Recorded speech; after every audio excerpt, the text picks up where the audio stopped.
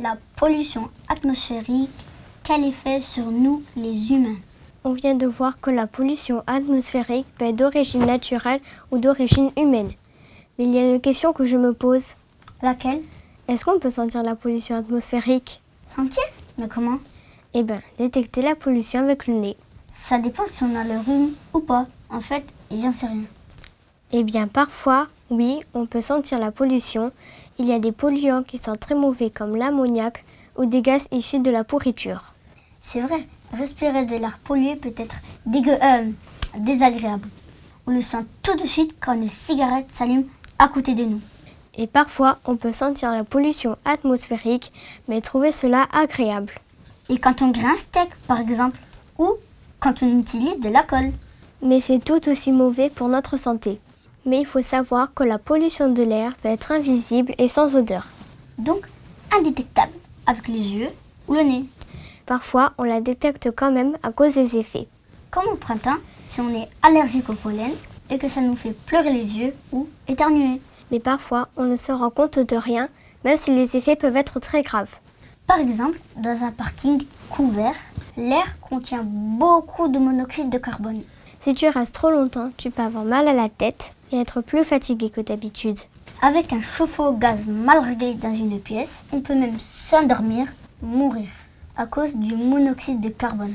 Mais ni la vue ni l'odorat ne peuvent te prévenir du danger. Invisible ou sans odeur, alors... Et pourtant, il a des effets sur notre santé. Oui, bien sûr. En 2020, l'épidémie de Covid a fait près de 3 millions de morts dans le monde et la pollution atmosphérique en a fait plus du double. Mais quoi?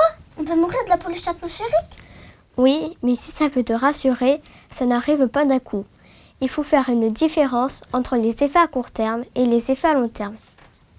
Explique là. Les effets à court terme sont ceux qui apparaissent rapidement après une exposition à la pollution. Par exemple, des crises d'asthme. Oui, dans les hôpitaux, on remarque que quelques jours après un épisode de pollution, les crises d'asthme et les maladies respiratoires sont plus nombreuses qu'en période normale. Donc, si j'ai bien compris, les effets à court terme. Ils ont des effets sur notre santé juste après une exposition à la pollution. Oui, c'est ça. Les effets sur notre santé à long terme apparaissent plus tard dans la vie. Ils sont dus à une exposition à l'air pollué pendant des années.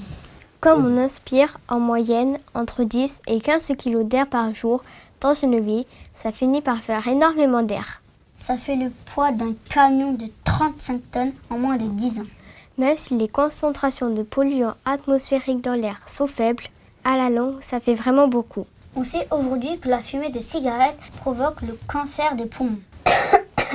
Chez ceux qui fument, mais aussi chez les fumeurs passifs, c'est-à-dire ceux qui vivent avec les fumeurs et respirent leur fumée. On sait aussi que les enfants qui grandissent dans des immeubles situés près des grandes routes ont plus de risques de développer de l'asthme. Donc, les effets à long terme ont des effets sur notre santé, mais des années après. On s'en rend pas compte sur le moment. Bravo, tu as tout compris. On va voir dans la leçon suivante que la pollution atmosphérique a aussi des effets sur les plantes. Maintenant, tu vas répondre à des questions sur les effets de la pollution atmosphérique sur nous, les humains. Tu peux remonter dans les vidéos si tu n'es pas sûr de ta réponse. Bonne chance!